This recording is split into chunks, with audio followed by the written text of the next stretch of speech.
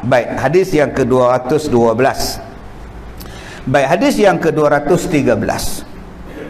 Afdalul mu'minina islaman man salimal muslimun min lisanihi wa yadihi, wa afdalul mu'minina imanan ahsanuhum huluqan, wa afdalul muhajirina min hajara ma nahallahu anhu, wa afdalul jihadi man jahada nafsahu fillahi azza wa jalla.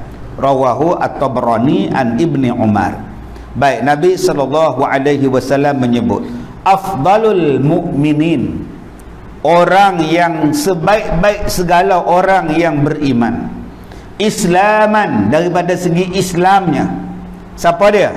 Pertama, man salimal muslimun, ialah mereka yang sejahtera oleh segala orang Islam, min lisanihi wa yadihi, iaitu sejahtera daripada kejahatan lidahnya dan kejahatan tangannya. Baik, kita selalu nak menjadi yang paling afdal.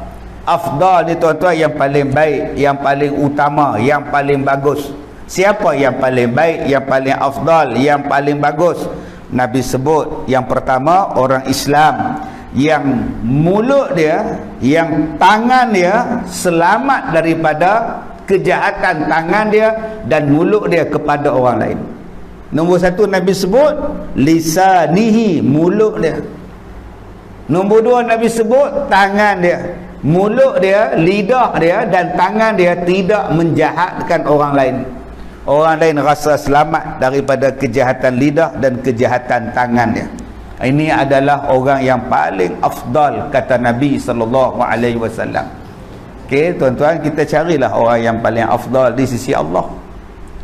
Okey, kadang-kadang kita lihat yang paling afdal ialah yang pakai jubah. Yang pakai baju batik tak afdal. Subhanallah. Contohnya gitulah, pakai jubah putih pula Cik Ahmad. Ustaz Ahmad ni afdal kita ni.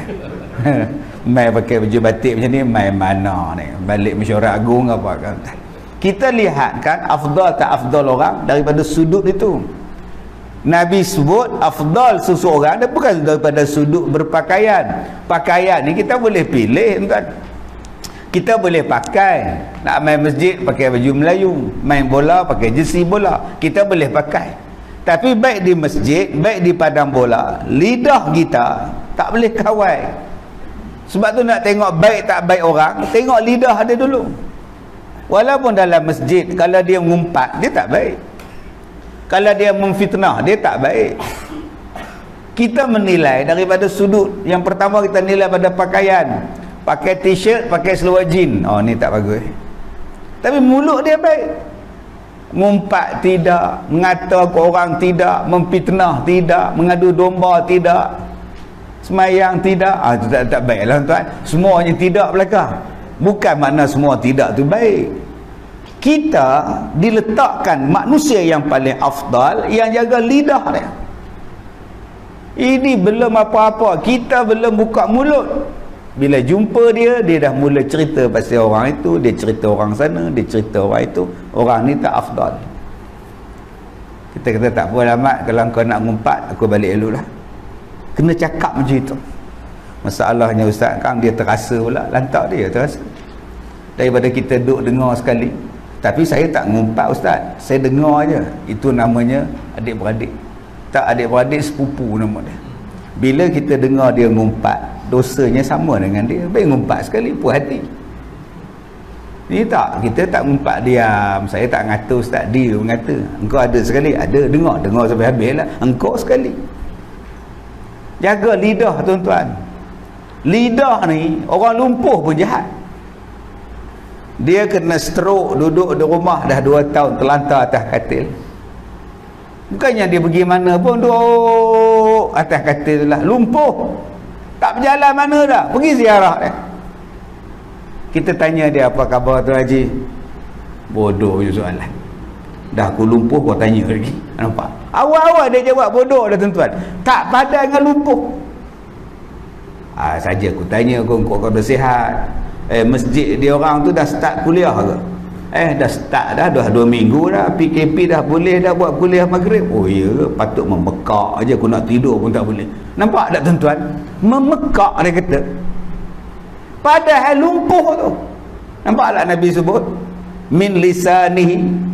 Itu dengan kita yang jarang-jarang jumpa dia boleh cakap macam tu. Bayangkan jadi isteri dia. Bayangkan kalau akak-akak di atas ni jadi isteri dia macam. Isteri. Leha, Milo ais. Woi bodoh, Milo ais. Nampak bodoh dia panggil isteri dia. Bila isteri dia letak situ, amboi sedap panggil orang bodoh. Aku minta 20 jam tak sampai. Bodoh pula sampai dia. Dah lah tadi bodoh, lagi bodoh lagi. Tak pandai dengan lumpuh. Isteri tu cakap, kalau aku hilang sabar, aku pekuk dengan bantal orang tu ni. Menyusahkan orang, dah lah menyusahkan orang. Mulut pun menyusahkan orang. Sebab itu tuan-tuan Nabi sebut tadi, mulut ni bukan tentu kita sihat nak jadi jahat. Sakit pun nak jadi jahat dengan mulut. Nak maki Tuhan dengan mulut. Dia naik tangga surau tu, mula-mula dia maki siapa? Elok-elok perempuan duduk di bawah, gatal buat di atas. Celakil lagi nampak lah. Ni bukan orang sini lah, di Afrika entah ni. Aku dah sakit lutut. Mula-mula dia maki AJK surau, ngada buat di atas, dah elok duduk di bawah kata dia. Bila dah sampai di atas, duduk sila di atas, dia maki lutut pula. Yang lutut ni pun haram jadah juga. Nampak tak tuan-tuan penyakit kita ni? Sebab itu dia bukan kira yang mari masjid, yang mari surau ni dah garanti baik dah. Belum tentu lagi. Maka Nabi sebut manusia yang paling afdal ialah manusia yang paling baik lidah dia. Dia takkan menjahatkan orang lain, takkan membinasakan orang lain. Sebab ada dengan lidahnya tuan-tuan, dia membinasakan perniagaan orang lain. Kamu beli dari kedai dia tu, memanglah pekat kuah dia, kuah mi Bandung dia pekat, tapi kamu kena fikir macam mana boleh pekat tu. Udah tuan-tuan, lingkup kedai mi Bandung dia. Nombor 1. Ada orang yang lidah dia baik, diam je. Tangan pula jahat tuan-tuan. Sebab tu Nabi sebut yang kedua, wayadihi, tangan pula jahat. Saya pergi ceramah satu masjid, batal ceramah tuan-tuan sebab mikrofon tak bunyi. Batal ceramah, mikrofon tak bunyi. Jenuh AJK Tok Bilal, pengurusi repair macam mana ni, batal lah.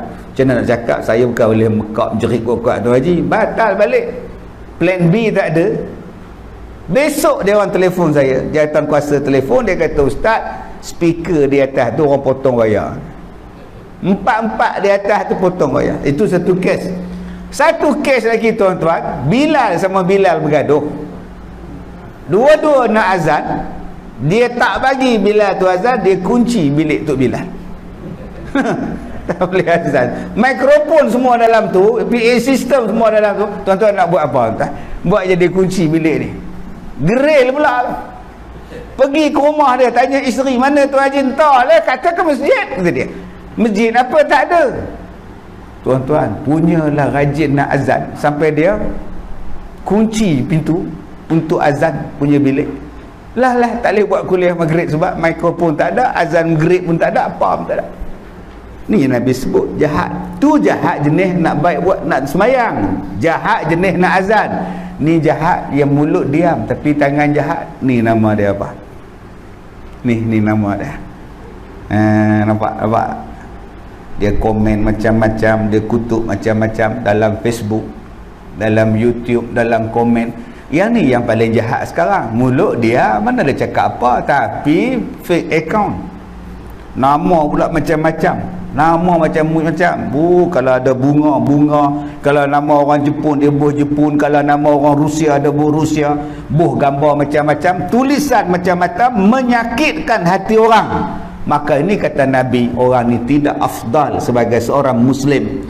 Yang paling afdal sebagai seorang Muslim, lidah dia baik, tangan dia baik tuan-tuan. Jadi nombor 1, kita nak jadi baik, Nabi sebut jaga lidah, jaga tangan. Nombor 2 kata Nabi, wa afdalul mu'minina imanan ahsanuhum khuluqan. Nabi kata seafdal-afdal orang yang beriman, akan iman mereka itu ialah orang yang paling baik perangainya, ahsanuhum khuluqan. Tadi lidah, tadi tangan. Nabi sebut pula nombor 2 apa dia? Akhlak yang bagus. Sampai diajar kepada kita siapa akhlak terbaik. Kalau kita nak tengok dalam dunia ni, setiap satu bangsa mengaku dia akhlak baik. Pergi ke Jepun, Jepun kata akhlak dia baik. Mai ke orang Melayu, Melayu kata akhlak dia baik. Pergi ke Indon, Indon kata akhlak dia baik. Pergi ke Tiongkok, Tiongkok kata akhlak dia baik. Dan kita juga orang Islam juga duk puji orang sana, puji orang sini. Dia lupa bahawa Nabi Muhammad itu liutammima makarimal akhlak, diutuskan untuk menyempurnakan akhlak. Bayangkan Rasulullah tu sebaik-baik akhlak, kenapa tak ikut Rasulullah? Awak simpan janggut? Ya. Macam mana awak simpan janggut? Adakah awak simpan macam Rasulullah? Rasulullah ada janggut, dia meminyakkan janggut dia, pakai minyak, sikat janggut. Kita janggut, subhanallah tuan-tuan. Nah, Nabi ada janggut, tapi Nabi sikat janggut dia, Nabi bubuh minyak. Nabi ada rambut, rambut Nabi cantik sampai sini, Nabi buh sikat, buh minyak rambut dia. Kita macam mana kamu kata sunnah Nabi ni janggut tak jaga? Tu daripada segi penampilan. Tuan-tuan duduk dalam masjid ni ada akhlak. Ada orang sambil dengar ceramah duk ketik kuku. Ketik kuku bukan dengan pengetik dia, dengan gigi. Dah potong kuku, jatuh atas sejadah ni. Hamba Allah tu pula tak bawa sejadah pada rumah, melekat kat dia ini kuku hamba Allah. Itu belum masuk ludah lagi. Baik tuan-tuan, tingkap dah ada semua pintu. Ada yang meludah daripada surau, daripada masjid kot tingkat cermin. Ludah-ludah tak lepas, melekat kot cermin, meleleh ke bawah. Akhlak tak ada. Rasulullah bila nak mari ke masjid ni wangi tuan-tuan. Kita datang ke masjid, orang ramai yang tak pakai minyak wangi. Sebab tu ada orang yang baik hati, dia letakkan minyak wangi dekat masjid. Kita hari ni nak masuk masjid letak hand sanitizer. Dulu letak masjid tu letak minyak wangi, masuk sapu, cantik. Ada yang letak minyak wangi harga RM5, RM3, bau pening kepala tuan-tuan. Letaklah yang mahal sikit. Dia kata dah letak dah tu yang mahal ustaz, semalam tak sampai bisa hilang ustaz. Ya sudah, buruk betul perangai tuan-tuan. Orang letak supaya satu masjid boleh jadi wangi, kau cilok pula minyak wangi tadi. Bagus betul tuan. Bukan tuan-tuan, ni cerita ni di Afrika Selatan. Jangan tuan-tuan duk kata orang lain, orang ni pula ni cerita jauh ni di Kongo, Kongostan ni tuan-tuan.